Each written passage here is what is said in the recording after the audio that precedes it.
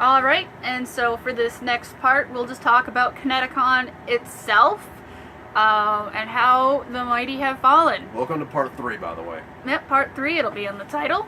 ConnectiCon, I think I mentioned before, is one of the longest, it's one of those conventions I've been going to for the longest time. Anime Boston 2010 was my very first convention. ConnectiCon 2010 was my second convention ever, and from there we just kept improving. So I have some happy memories from ConnectiCon, and just to see how far it's fallen in these 7 years is really sad. It truly is. ConnectiCon was the very first convention I ever went to back in 2010. My girlfriend back, well, ex-girlfriend now, but girlfriend back in the day, she introduced me to ConnectiCon. She introduced me to going to conventions, cosplaying, and having a good time. I would not have met Tather. So many friends. Just I wouldn't have met any of my friends if it weren't for the fact that I went to this for the first time. Right, and we both have happy memories there, because when I first started going, my first ConnectiCon, I was 16, so my mom was really uncomfortable with me just running loose. So my mom and another mom, because we live about 45 minutes away from Hartford, we would just pile my friends and I into the cars, and we would drive back and forth every day. And that was before ConnectiCon really started protecting against lobby conning. Ooh, the dangerous lobby conning. Oh my goodness, not lobby conning. Whatever will we do? Because that main lobby area, that first floor, that was like completely open. You needed a badge to go to the 3rd floor and into the dealer's room, Artist Alley, but like, my mom and the other mom would just sit in those comfy chairs by the escalators. You know those chairs? I know what those are. Yeah, they would just sit there and people watch, and they would be like the designated mom area, and it was relatively quiet and air-conditioned. My mom would just sit and enjoy watching, and my friends and I would come and check in, be like, hi, we haven't been kidnapped. Here's some stuff we picked up. We're just going to leave with you while we continue running around. And my mom was perfectly content doing that, and then we got older, and my mom wanted to volunteer with conventions so she would have more stuff to do. But, you know, back in 2010, 2011, lobby conning was completely common, because you didn't need a badge to be in that main area, and now you need a badge fucking every 10 feet. It really did feel like that. You approach the convention center, sorry, we need to see your badge. You go up 2 flights of stairs, sorry, we need to see your badge. You try to go into the door. Nope, this door's locked. Go into the next door. We gotta see your badge. I saw several I'm sorry, did you think I would lose my badge between the 10 steps it takes to get up these flight of stairs? I saw several people posting that they had to show their badge to leave the convention area. I've not seen that, but that is stupid. What are they gonna do? They're gonna keep you in the convention till it closes, then yell at you because why are you still here? Right, and they also block off the stairs in the courtyard between the Marriott and the convention center, and just the bullshit going on with the Marriott. I guess if you were unfortunate enough to happen to book a hotel room at that Marriott for that weekend, I guess con staff was blocking just regular hotel guests from being in the hotel. It was not a good time to be a regular hotel guest. I mean, heck, it's not even a good time to have gone to the Marriott, because holy shit. Let's talk about the Marriott. How bad was the Marriott because of ConnectiCon? Like, what are they doing? Marriott, get your shit together. Because here's what happened. We had a room at the Marriott originally. The Wednesday before, July 5th, my friend who was owning the room, I will not mention her name, she bought the room. They gave her a notification really quick at the beginning of that July. Your room has been canceled. There was really no reason why. They told us, we sent you an email. We sent you an email with more details. We never got that email. We were lucky to get a room in the Radisson at the last second. What really kicked us when we were down, that Thursday night around 9:30 or so, we got an email from the Marriott about the room we just got screwed out of. We got a confirmation email for the room we got screwed out of for someone else.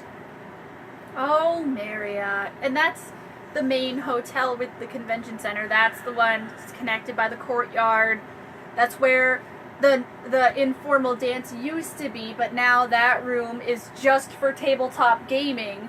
Because, again, the convention center itself closes at 9 o'clock, and Matt Daigle wants you to go play tabletop games. No, it's because Matt Daigle's his bedtime's at 9. He can't stay up. He can't stay up any later. Nah, he just wants you to go play tabletop games. Like, Matt Daigle, if you just want this to be a tabletop gaming convention, just do that. Like, stop calling it a multi-genre convention and then shoving the tabletop gaming down our throat. And Convival. Like, alright, let's take a moment to talk about Convival, which is, since the convention center closes at 9 o'clock, ConnectiCon wants you to go out into Hartford at night to partake with several, clubs. There's clubs and bars in the area. So if you're under the age of 21, it's either tabletop gaming or find something to do at the hotel room, because ConnectiCon doesn't want you to do anything. They want you to go to the bars and partake in stuff that I don't even know if it's any fun. But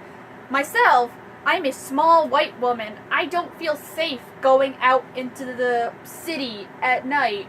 I like doing nighttime events at conventions because with Anime Boston and AAC, it's contained. I don't need to go outside if I don't need to.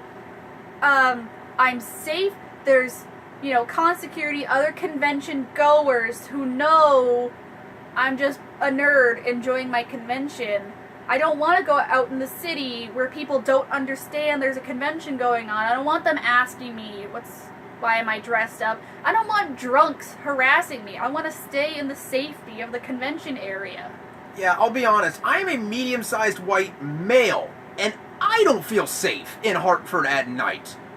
I think the only kind of people that would feel safe in Hartford at night is if you're freaking, 8 foot tall, you could bench press a truck.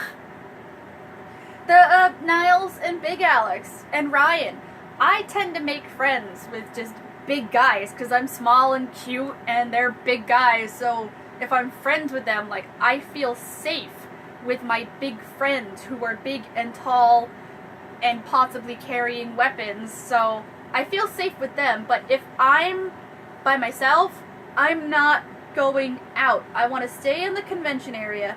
I feel safe going from the convention center across that bridge, across the Connecticut River, back to my hotel, because the Riverfest is also going on, so there's potential for pickpockets, but there's also police, so there's enough people that I feel safe walking from the convention center back to my hotel across the bridge.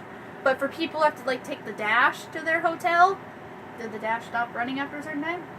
I believe the Dash stopped running around 2 or 2:30 in the morning. Of course, a lot of people didn't know that because according to Dingle, this is Matthew Dingle. The buses stop at 3, guys.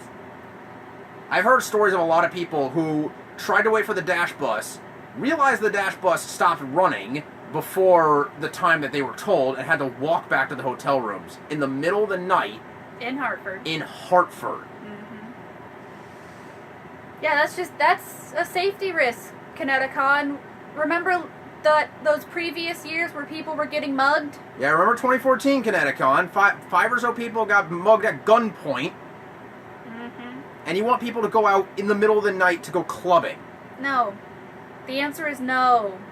2016, that informal dance should have given you some hints.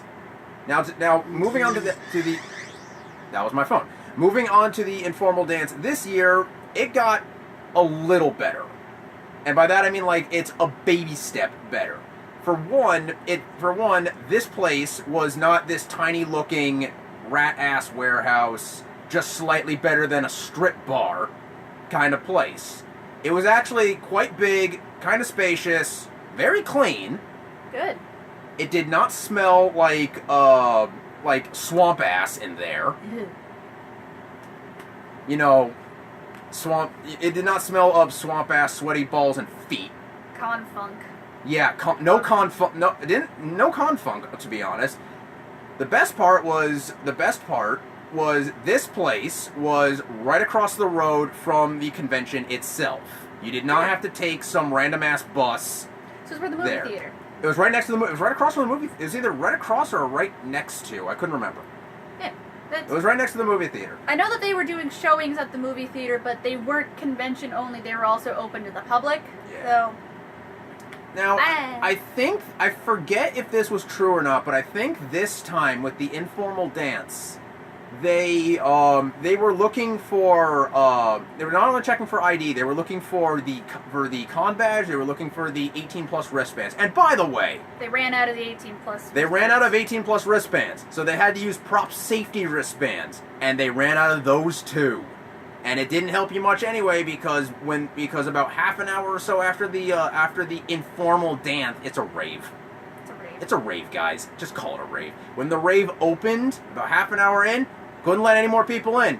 I had a couple of friends who wanted to dance with me. They couldn't get in because they had to wait for more people to leave. I remember in 2014, when I was still with my ex, we had a happy memory of just wandering over to the informal dance at like 1:30 in the morning. It was totally dead, but we just wanted the experience of seeing how it was. It wasn't fun, but we wandered around. But again, in that courtyard area, we just socialized, because cons are a good socializing event. That's the entire point, is it's a good socializing event. And now it's just like all of the games have been shoved into one side of the room as far as they could. There have been a lot, like I said in the last video, there have been a lot less dealers just to make room for more guests and more guests and more guests that, I'll be honest, I really don't care about. What do you mean? People only go to conventions for the guests, don't you know? Aren't you happy to spend $80 to see certain people? Okay, real talk. If you go to a convention just to see a guest and that's it, you're wasting your money. Just buy a day pass. There are way more things you can do at these conventions. You can play video games. You can buy cool stuff. Take pictures of people in awesome cosplays. Hell, the tabletop gaming. As much as we ragged on it, wasn't that bad. It's just there's a lot of it. Right. Like, I'm not a big tabletop gamer, but like, if there was Clue, I'd play Clue for like a few hours and then I would get bored. So I think we're going to have to put this into part 4. Yeah, I think we'll have to go into a part 4. So thanks for watching and stay tuned. Thanks, YouTube.